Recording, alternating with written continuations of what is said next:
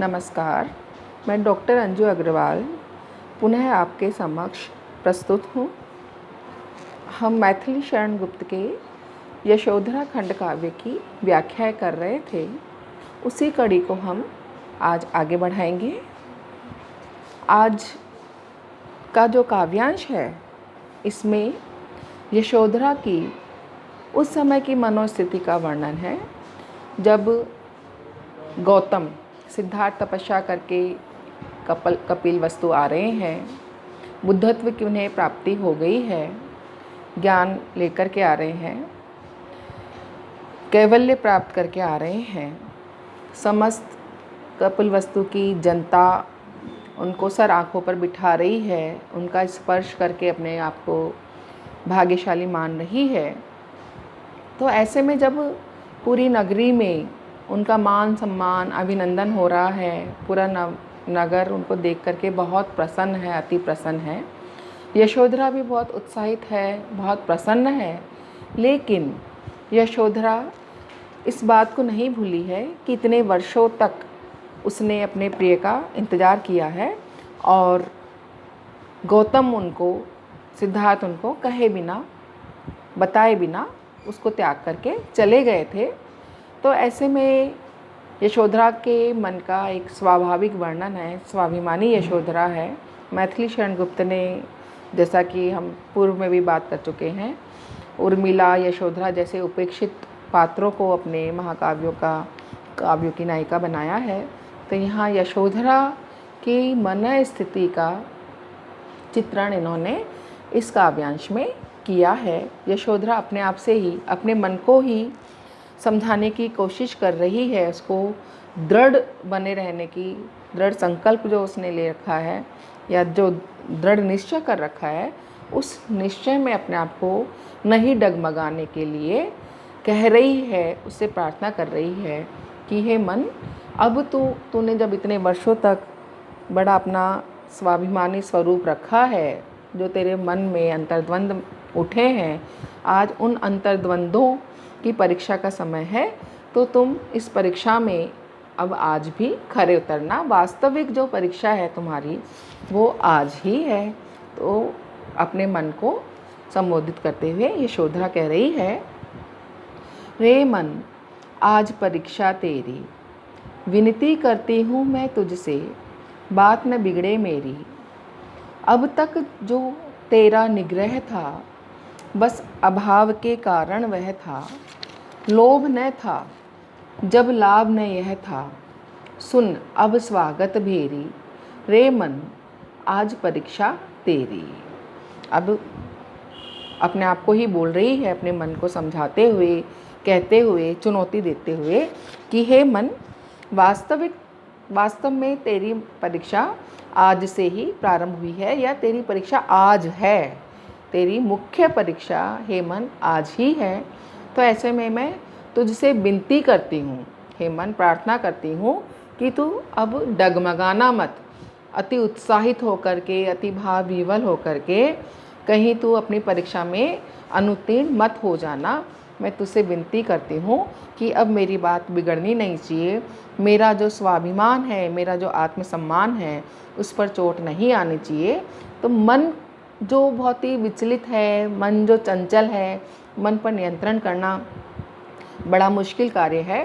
तो अपने मन को ही यहाँ पर यशोधरा समझाने का प्रयास कर रही हैं, कह रही हैं कि अब तू मेरी बात बिगड़ने मत देना, तू चंचल मत होना कि कहीं तू उनसे मिलने के लिए दौड़ पड़े, कि अब तेरी मुख्य परीक्षा है। अब तक जो तेरा निग्रह था, बस अभाव के कारण वह था। कि अब तक जो तूने अपने आप पर नियंत्रण किया हे मन, वास्तव में ये तेरा नियंत्रण नहीं था। तेरा ये नियंत्रण अभाव के कारण था। अर्थात तुझे पता था कि तेरे पति, तेरे प्रिय तुझसे दूर चले गए हैं, और जब वो तुझे त्याग करके गए हैं, छोड़ करके गए हैं, तो फिर वो लौट करके नहीं आएंगे। तो ऐसे में हे मन, तूने अपने आप को नियंत्रित कर रखा था। तुझे पता था कि सिद्धार्थ लौट करके आने वाले नहीं हैं। तो ये लोभ जो था उनसे मिलने का, उस लोभ को करने से तुझे कोई फ़ायदा नहीं था। तो ये लोभ करने का फ़ायदा नहीं था, लाभ नहीं था, इसलिए तूने अपने आप पर नियंत्रण कर रखा था, निग्रह कर रखा था। लेकिन वास्तव में तो तेरी परीक्षा आज है। कोई चीज़ हमको मिल ही नहीं सकती तो हम उसको मिलने की इच्छा भी त्याग देते हैं। तो हे मन, उस समय तुझे वो मिल नहीं सकते थे, इसलिए तूने अपने आप पर नियंत्रण कर रखा था, निग्रह कर रखा था। लेकिन सुन, अब ये स्वागत भेरी की, अब ये स्वागत की भेरी बज रही है, स्वागत के नगाड़े बज रहे हैं, अर्थात वो आसपास ही हैं। तो वास्तव में अब तेरी वास्तविक परीक्षा प्रारंभ हुई है, जब सब लोग बहुत उत्साहित हैं, प्रसन्न हैं।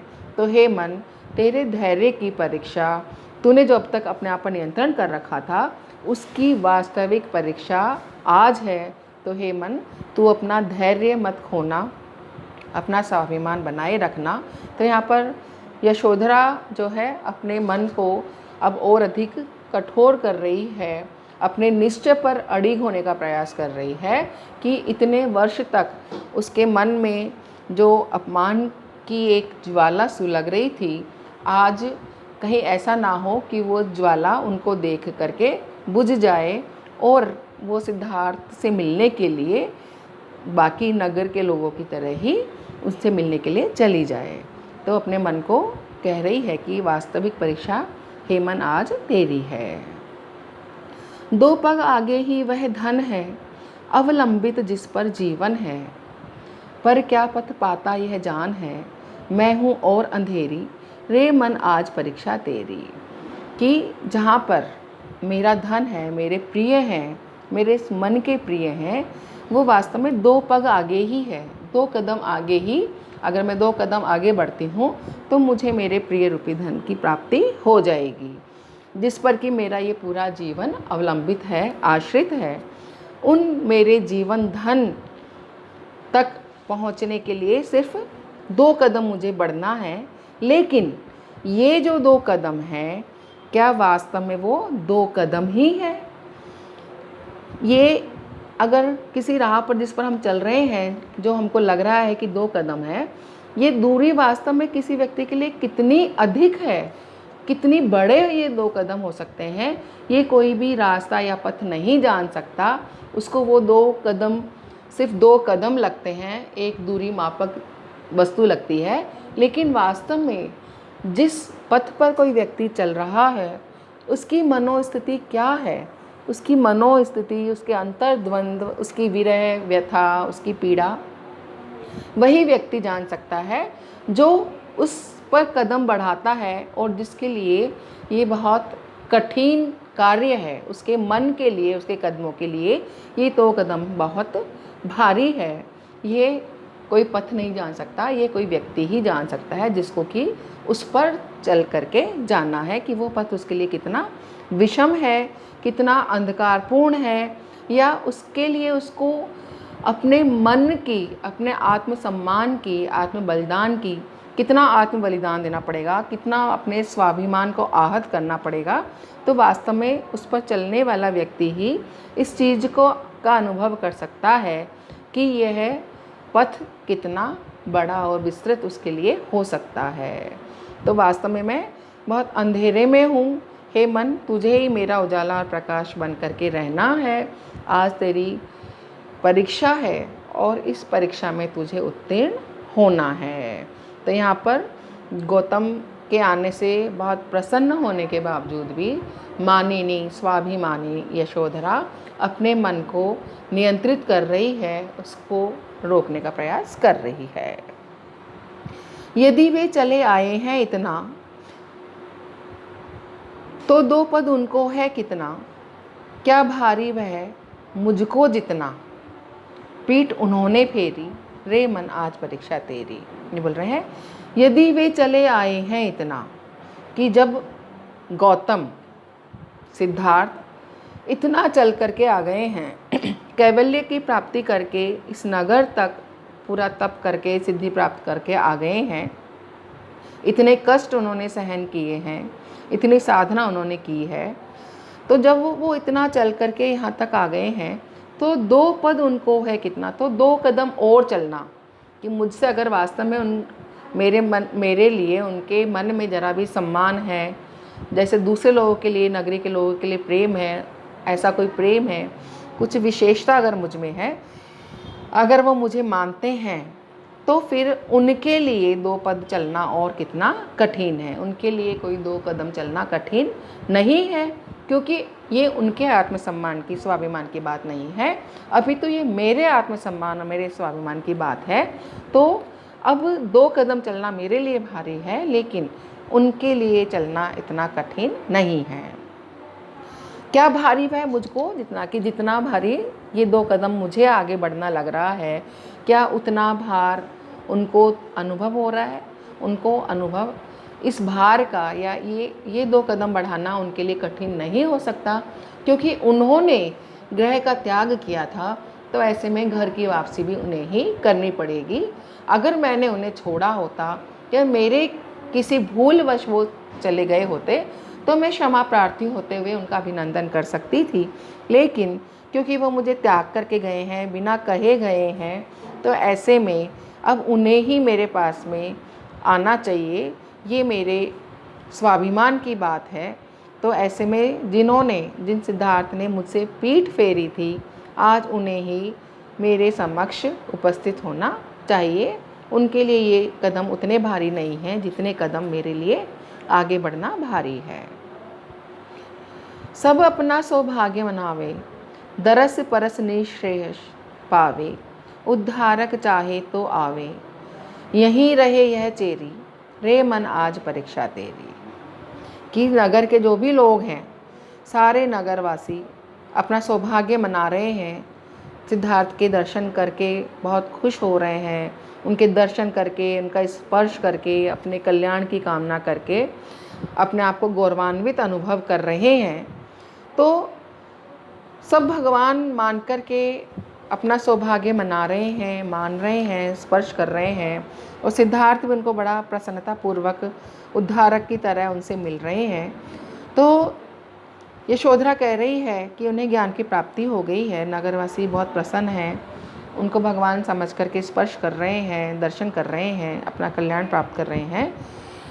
अब मेरा तो उद्धारक चाहे तो आवे, कि वो उद्धारक भगवान सबका चाहे उद्धार करने वाले हैं, तो अगर वो मेरा भी उद्धार करना चाहते हैं, तो वो अपनी इच्छा से मेरे पास में आवे। मैं अपना उद्धार करवाने के लिए उनके पास नहीं रहूँगी, नहीं जाऊँगी, यहीं रहे यह चेरी, कि मैं दासी हूँ चाहे उनकी, लेकिन मेरा मान सम्मान आत्माभिमान है, और ऐसे में उद्धार करना अगर उन्हें है, तो उन्हें ही मेरे पास में आना होगा। यही हे मन आज तेरी परीक्षा है, कि चाहे तो उनकी दासी है, लेकिन आज तुझे उतावला होकर के उनके पास नहीं जाना है। अगर वो चाहेंगे तो स्वयं ही आकर के मेरा उद्धार करेंगे, मुझसे आकर के मिलेंगे। तो यहाँ पर अपने मन को समझा रही है कि हे मन, आज तेरे धैर्य की, तेरे स्वाभिमान की परीक्षा है। तो यहाँ पर यशोधरा का जो स्वाभिमानी रूप है, मानिनी जो रूप है, वो हमारे समक्ष आया है, क्योंकि सिद्धार्थ बिना पूछे, बिना बताए यशोधरा को त्याग करके चले गए थे। तो ऐसे में यशोधरा के मन में आज तक इस चीज़ का उपालंब है, उलाहना है, कि उन्होंने मुझे, मेरे हृदय को ना समझ करके, बिना बताए जा करके मेरा अपमान किया है। तो यहाँ पर मान की बात तभी आ जाती है जब वो बिना बताए चले गए। तो हे मन, आज तेरे धैर्य की परीक्षा है, कि तू स्वयं आगे बढ़ कर के सिद्धार्थ के पास मत जाना, बल्कि उनके आने की प्रतीक्षा करना। धन्यवाद। आज मैथिली शरण गुप्त का यशोधरा काव्य और समस्त व्याख्यांश पूरे हुए।